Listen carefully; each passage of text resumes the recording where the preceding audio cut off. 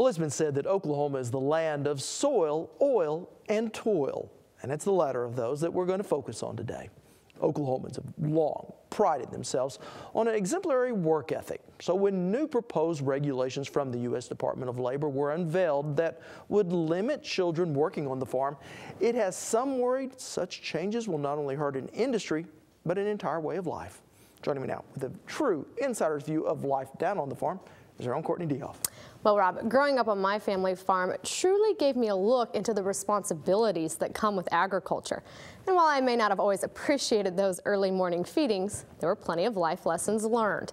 So when I went home for the holidays, I took a camera to give everybody a look into what that life is like for children on the farm, courtesy of my kid sister. The job is never done, and it's never easy. But like a piece of well-oiled equipment, they work tirelessly, day by day, to ensure that they leave their mark on agriculture. I'm out here every day, and I work with them so I can get them ready for the shows. From dusk to dark, my 15-year-old sister Hadley and my dad Tim will spend the day side by side on the family farm. And then we're going to go take a bucket out and try to get that heifer in. I have 4 horses to ride later, so I get the work I need to get done in the morning done, so I have that out of the way. But family farms could be in for a ride of their own. The federal government has proposed regulations for children working on farms that would restrict minors younger than 16 from operating most equipment and would limit their ability to be around livestock.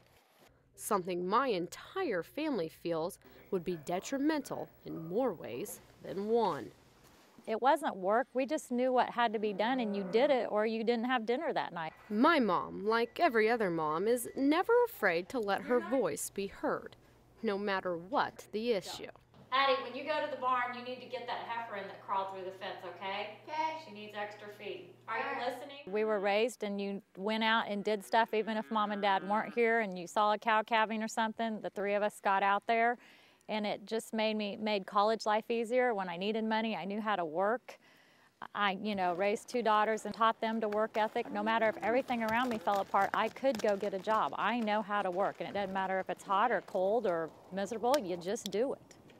A motto that has been bred into us farm kids, and it may be that grit and determination to never give up that has provoked outrage towards the new proposal. The Department of Labor received over 18,000 comments regarding proposed regulations during the comment period. They don't understand that it's not really a job for us. If we want to have a job and made money, we had to go work on a neighbor's ranch because our own family didn't pay us. They expected us. It was part of our lifestyle and our livelihood. Now, while proposed regulations would still allow my little sister to complete most of the chores on our ranch, they would prohibit her from doing them here, just 130 miles down the road at what may be the very core of my family's operation. My grandparents and this ranch deep in the Flint Hills of Kansas has been a part of my childhood as long as I can remember. But my little sister and my young cousins may be denied that right if the federal government has a say. Come on, Cal! I love coming down here because when I get here, I know I'm going to have to help him put out hay bales or feed cattle or preg check or any of that. I just love coming down here. It's a new bunch of stuff to do, and it's fun. Fun that even my grandma and grandpa, Jim and Jean Howe, can relate to. Mini sacks or something. Ranch kids can relate more like to their grandparents because it's a lot different than just going to your grandparents' house and watching TV and going back home. If you're out there working with them, you get to know them better, and it's a benefit to the grandparents because you get to know the children better. My relatives feel farming and ranching is as much about family as it is about making a living, and even the littlest cowboys on the ranch can attest to that. You like being a cowboy? Uh-huh. Yeah, why do you like being a cowboy? 'Cause it's fun. My cousin Hunter has already figured out that life on the ranch is truly what memories are made of. Like when I was on the horse when my mom started the lawnmower, my horse bucked me off. He said the first time he was helping us with nothing to do, Grandma, I need a job, and they want to do it. And if you wait till he's 16, he's probably not going to want to do it anymore. And spoken like a true cowboy, my grandpa agrees. We really don't need a law like that because our kids grow up taking care of the stock and stuff, and we don't let them go out and get in places where they get hurt. If those fellas up there in Washington would do more to solve our debt problem and all, and quit making these stupid laws, we'd probably be better off. And it's clear most farmers agree such regulations would be a mistake, but the impact would be felt past the farm gate. My biggest challenge is somebody that knows how to work. My dad is not only a rancher, but a businessman in corporate America, and says the government never even thought of the impact these regulations would have on the working world. Meaning they know how to put it in an 8-hour day, they know how to leave their iPhones in their toolbox, and they know I pay for 8 hours, they work for 8 hours. You can't teach that.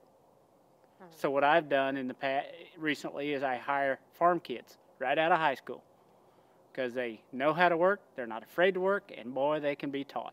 They're not afraid to sweat, and they know what working for a boss means. My question is, if we're not going to let these kids do that and they can't work anymore, who's going to teach these kids a work ethic? I'm sure the government's not. So whether it's the generations of old or the generations of new, there is no denying that they believe in this lifestyle.